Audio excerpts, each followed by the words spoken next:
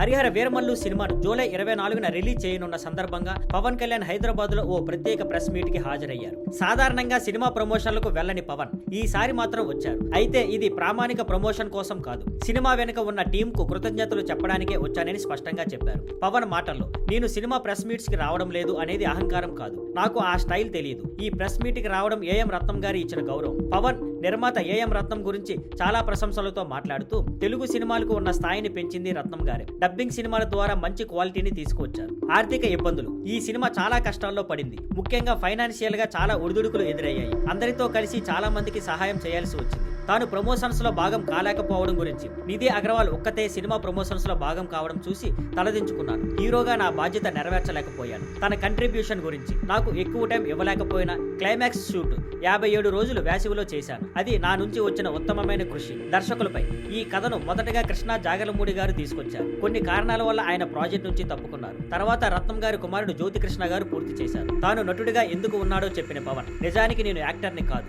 రాజకీయాలు నా ప్రాణం. సినిమాల్లోకి డబ్బు కోసం వచ్చా.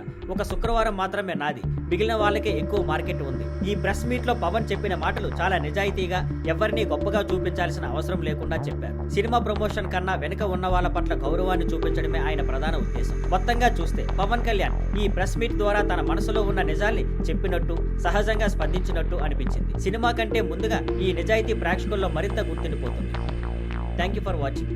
Please like, share and subscribe.